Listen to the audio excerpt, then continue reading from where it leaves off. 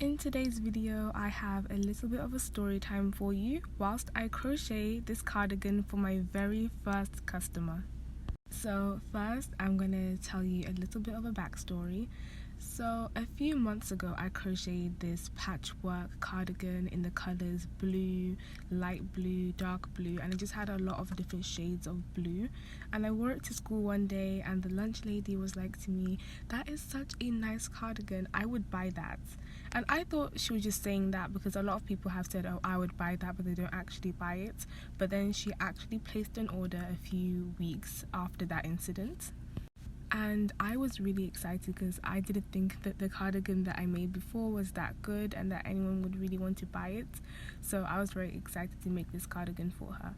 And her favorite colors are blue and white as well. So she asked for the exact same colors that I used to make my cardigan. Okay, so this video was aimed to be my first customer video. I got paid this amount of money, but let me tell you something. When I finished making this cardigan, I gave it to the lunch lady and I told her that it's going to cost around £160. But she could negotiate, because I know 160 is a lot, but she could negotiate and she could bring it down a few tens of pounds. Like, I would be happy with like 120 or like 125-ish, but she was having none of it.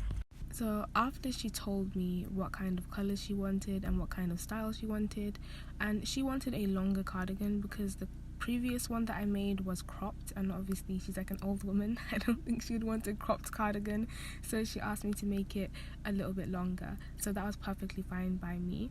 And when we were discussing a price, I told her that it's gonna be like in the hundreds, maybe like 120, 140. I wasn't entirely sure yet because I was still making the cardigan, and you do have to factor in the time that you put into crocheting this cardigan. And I asked her what her budget was because she was a lunch lady and I didn't want to overcharge her, if you know what I mean. So I asked her what is her budget, and she told me that I can give her whatever price she wanted.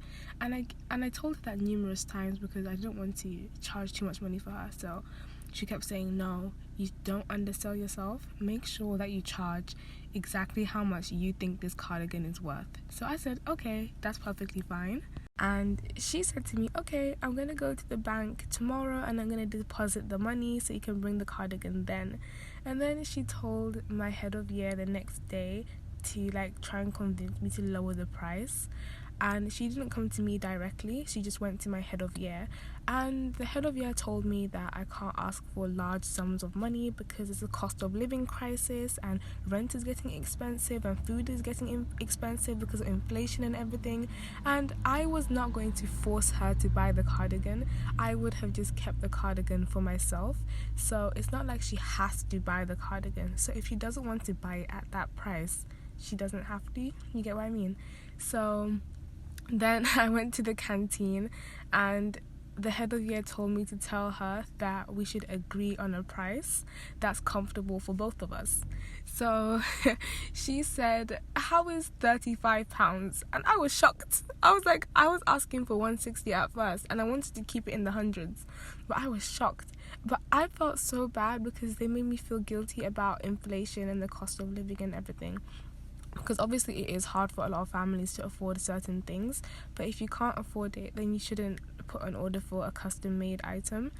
So I took the £35, but my friends, they told me that that was such a bad decision because they were like, "How could you go from 160 to £35? And when I'm retelling this story, I understand how crazy it sounds. Like, why on earth would I even accept the money?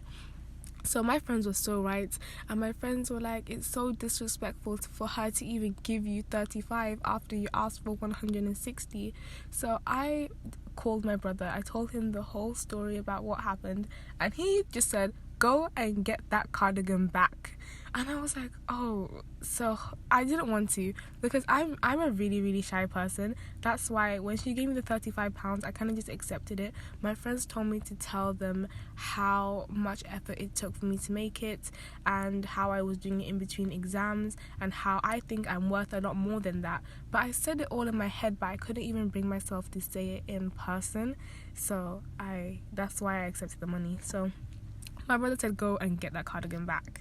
And it took like a lot of strength for me to go and take the cardigan back and tell her how much I think it's worth. So I went to the canteen and I was begging my friends to go and do it for me, because I really didn't want to go, but they said no, it's like something I had to do by myself. So I went inside the canteen and I asked to see the lunch lady, and I said to her, I don't think my cardigan is worth £35 because of the time it took, the effort it took, and I'm really slow at crocheting as well, so it was like a long process. And even the fact that it was custom made, like she asked for those colors, she asked for this style, and if you want to ask for something that's custom made, something handmade, something that you're just doing with your own hands, it's gonna cost a lot more than a random cardigan from Shein or something. So I told her that, and then I said, I'll give you your money back, but can I have the cardigan back?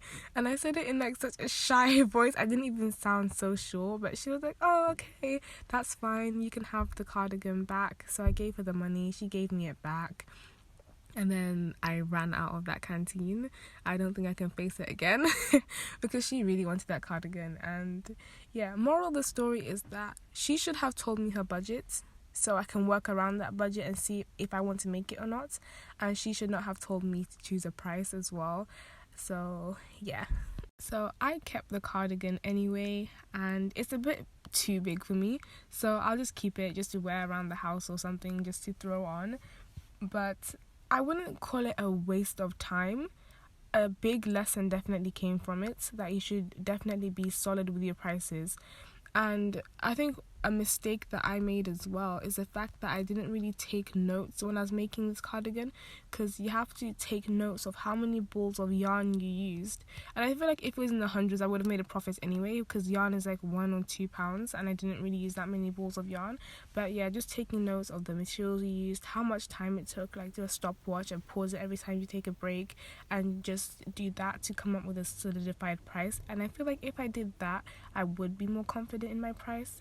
But anyways, now I know people would actually buy the stuff that I make. So yeah, it was an adventure. Alright guys, thank you so much for watching today's video, and I hope you learned something from this video as well if you're a beginner crocheter and you want to start selling your things. And I think I'll only deal with people online, so I don't have to tell them the expensive price face to face. Alright guys, I will see you in the next video.